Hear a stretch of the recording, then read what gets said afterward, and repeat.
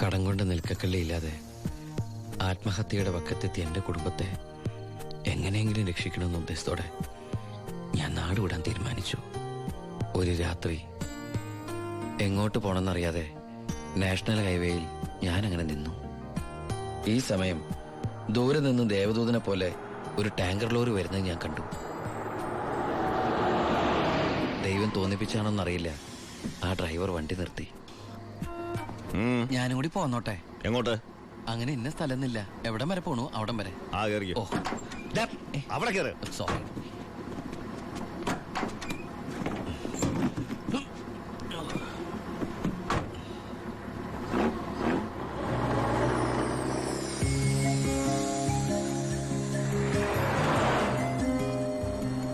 എങ്ങോട്ടാ? പോലീസ് പിടിച്ചില്ലെങ്കിൽ എത്തേണ്ടടുത്തെത്തും. പോലീസോ? അതെന്താ എന്റെ വണ്ടിയില്? സ്പിരിറ്റ്. സ്പിരിറ്റോ?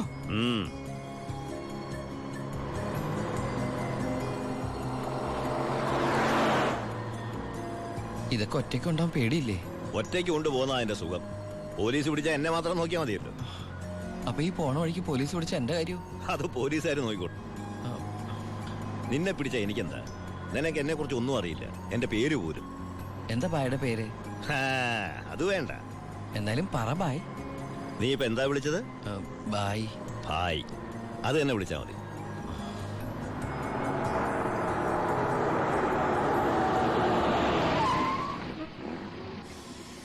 എന്താ നിർത്തിയത്? എന്നെ ഇറക്കി വിടാനാണോ? ഏയ് ദാ പുണ്യാളന് നേർച്ചയിട്ട പാതി അങ്ങേര് നോക്കിക്കോളൂ. പോവോ?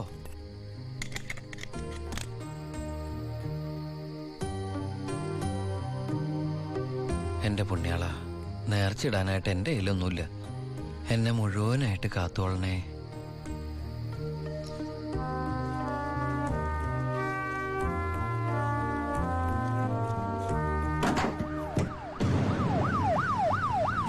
പോലീസ്. അയ്യോ,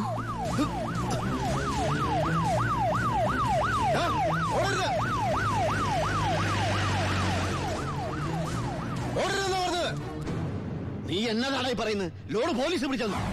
അതേ മുതലാളി, ഞാൻ ഓടി രക്ഷപ്പെട്ടതാ. ഇതിലെന്തോ ചതിയുണ്ട് ചേട്ടായി. കൊച്ചു മുതലാളി എന്നെ സംശയിക്കരുത്. വർഷം കുറെ ആയില്ലേ ഞാൻ നിങ്ങളുടെ കൂടെ ആയിട്ട്. എത്ര വർഷമായാലും നീ കള്ളപ്പണിയല്ലേ ചെയ്യണത്? കള്ളൻ എന്നും കള്ളൻ തന്നെയാടാ. ഇതേ ലക്ഷങ്ങളുടെ ഏർപ്പാടാ. ബേബി കുഞ്ഞേ. ചേട്ടോ, ചേട്ടാ സത്യം പറ, ഞങ്ങളുടെ ലോറിയിലോട് എങ്ങോട്ടാ മറിച്ചു വിറ്റത്? ഇയാളുടെ മോന്ത കണ്ടാലറിയാം 10 കാശ് കയ്യിൽ കിട്ടിയിട്ടുണ്ടെന്ന്. നമുക്ക് പോലീസ് പരാതിപ്പെടാൻ പറ്റില്ലല്ലോ, സംഗതി സ്പിരിറ്റ് അല്ലേ. ഇവനെ കൊണ്ട് സത്യം ഞാൻ പറയിപ്പിക്കാം. പറയടോ. ഞാൻ പറഞ്ഞത് സത്യമാണ്. നീ പറയില്ലല്ലേ? പറയടോ, ലോഡ് ആർക്കാ നീ മറിച്ചു വിറ്റത്? കുഞ്ഞേ,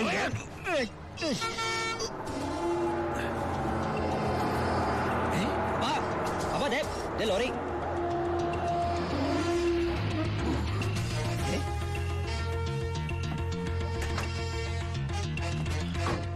നല്ല ആളാട്ടാ. പോലീസിനെ കണ്ടപ്പോ ബായ് എന്തൊരു ഓട്ടോ ഓടിയത്. ഞാനാണെങ്കി പേടിച്ചും പോയി. പിന്നെ RC ബുക്കിലെ അഡ്രസ് തപ്പി ഒരു കണക്കിലെ വണ്ടി ഇവിടെ എത്തിച്ചു.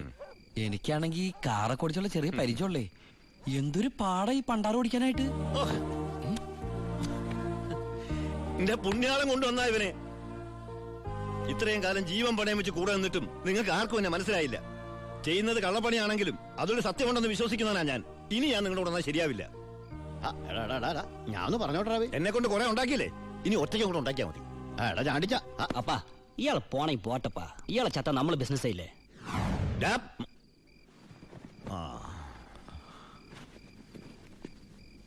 അയ്യോ,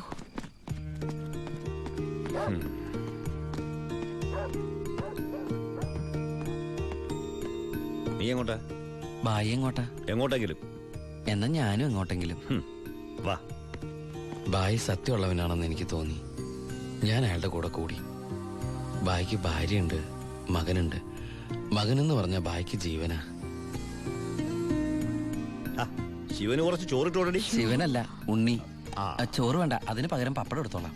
നമ്മുടെ പരമശിവത്തിന്റെ നല്ല ഛായയില്ലടി ഇവന്. എനിക്കും കണ്ടപ്പോഴേ തോന്നി. ആരാ ഈ പരമശിവം? പണ്ട് ലോറി താവളത്തിൽ നിന്ന് കിട്ടിയതാ അവനെ. പിന്നീട് എനിക്ക് എന്റെ സ്വന്തം അനിയനെ പോലെയായി. 4 കൊല്ലം മുമ്പ് ഒരു ലോറി ആക്സിഡന്റിൽ അവൻ. ഇന്ന് വഴിയോരത്ത് നീ നിൽക്കണ കണ്ടപ്പോ ഞാൻ അവനെ ഓർത്തുപോയി. അതാ നിർത്തിയത്. എന്നെ ആ അനിയനായിട്ട് കണ്ടൂടെ? അതിനെന്താടാ ശിവ? ശിവനല്ല, ഉണ്ണി. എനിക്ക് നീ ശിവൻ തന്നെയാ. അങ്ങനെ ഉണ്ണി എന്ന ഞാൻ ബായിക്ക് ശിവനായി. ബായിക്ക് ഈ പരിപാടി സ്വന്തമായിട്ട് തുടങ്ങിക്കൂടെ? നീ വിചാരിക്കും പോലെ അത്ര നിസാരമല്ല കാര്യങ്ങള്. ഇത്രയും കാലത്തെ എക്സ്പീരിയൻസ് വെച്ചിട്ട് ഒരു ലോഡ് ഒപ്പിക്കാൻ ബായിക്ക് പറ്റില്ലേ? അത് പറ്റും. പക്ഷെ എങ്ങനെ കടത്തിക്കൊണ്ടുപോരും? ചെക്ക് പോസ്റ്റിലൊക്കെ നല്ല കാശെറിയണം. അതെവിടുന്ന്? ഒന്ന് ഞാൻ പറയാം. സാധനം കിട്ടിയ കാശ് മുടക്കില്ലാതെ ചെക്ക് പോസ്റ്റ് എടുത്തുന്ന കാര്യം ഞാൻ ഏറ്റു. അതിനുള്ള ചില നുണുക്ക് വിദ്യകളൊക്കെ എൻ്റെ ഉണ്ട് ബായി. ആ ആ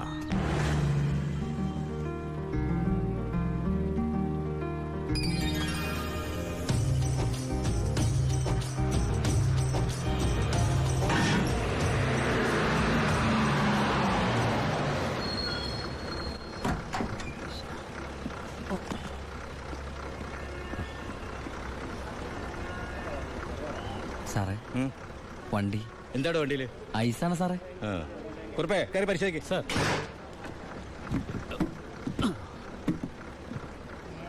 നന്നായി പരിശോധിക്കണോ? സാർ സാറേ പെട്ടെന്നായിക്കോട്ടെ, അല്ലെങ്കിൽ ഐസ് ഇപ്പൊ ഐസ് വാട്ടർ ആവും. സാറേ ഇത് ഫുൾ ഐസാ. ആ അടച്ചേക്ക്. ഓ ചാടിക്കോ ചാടിക്കോ, അല്ലെങ്കിൽ ഐസാവും.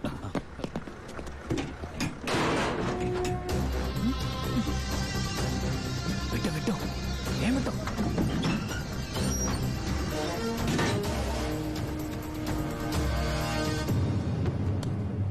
പെട്ടെന്നാവട്ടെ. ശിവ, ആ ഓ എന്റെ പുണ്യാളച്ചോ, നീ ഇങ്ങ് എത്തുന്നത് വരെ ഞാൻ മുള്ളേ നിൽക്കുകയായിരുന്നു. സ്പിരിറ്റ് എന്തിടാ? ദാ ഇതൊക്കെയാ. ഈ ഐസ് കിട്ടേ? ഞാൻ കാണിച്ചു തരാം.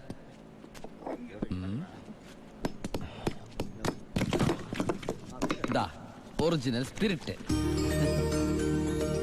ആ ഓ എന്റെ അമ്മച്ചി, ഒടുക്കത്തെ ബുദ്ധിയല്ലേ. അല്ലടാ, ഐസിന്റെ ഉള്ളി വെച്ചിട്ട് സ്പിരിറ്റ് എന്താ ഐസ് ആവാത്തേ? എന്റെ ബായ്, വെള്ളം 0 ഡിഗ്രി സെന്റിഗ്രേഡിൽ ഐസ് ആവും. പക്ഷെ സ്പിരിറ്റ് ഐസ് ആവണമെങ്കിൽ -112 ഡിഗ്രിയെങ്കിലും വേണം. കെമിസ്ട്രി പഠിച്ചതിന്റെ ഗുണ. എന്തായാലും കെമിക്കറി കണ്ടുപിടിച്ചു. കെമിക്കറി അല്ല, കെമിസ്ട്രി. ആ അവൻ ഭയങ്കര തന്നെ. ഇത് എത്ര രൂപയുടെ മുതലാന്ന് അറിയാമോ നിനക്ക്? നിനക്ക് ഞാൻ എന്താടാ തരേണ്ടത്? ഈ ലാഭത്തിന്റെ പകുതി നീ എടുത്തു അല്ലേ? വേണ്ട, ഇത് മുഴുവൻ നീ എടുത്തു. വേണ്ട ബായ്. ബായ് ആ ചിന്നാടന്മാരുടെ അവിടെ ജോലി ചെയ്തിരുന്നപ്പോ ഒരു ലോഡിന് എത്ര രൂപ കിട്ടിയിരുന്നത്? 5000 ഉരുവ. ആ 5000 രൂപ മതി എനിക്ക്. അല്ല പിന്നെ ഞാനും ബായ് തമ്മിൽ എന്താ വ്യത്യാസം? അങ്ങനെ നീ പല അടവുകൾ ഉപയോഗിച്ച് വാളയാർ ചെക്ക് പോസ്റ്റ് വഴി പലതവണ ഞാൻ സ്പിരിറ്റ് കടത്തി. ഒരു നാൾ പിടിക്കപ്പെട്ടു. ചെക്ക് പോസ്റ്റുകളിൽ ഞാൻ പണം വാരിയെറിഞ്ഞു. ഉദ്യോഗസ്ഥന്മാരിൽ ഭൂരിഭാഗവും എന്റെ സ്വാധീന വലയത്തിലായി. പിന്നെല്ലാം അവരുടെ അനുവാദത്തോടെയായി. ബായിക്ക് വീടായി, കാറായി, ലോറികളായി. ബായിയുടെ വലങ്കയായി ഞാൻ അവിടെ പരമശിവം എന്ന പേരിൽ അറിയപ്പെട്ടു. വാളയാർ പരമശിവം.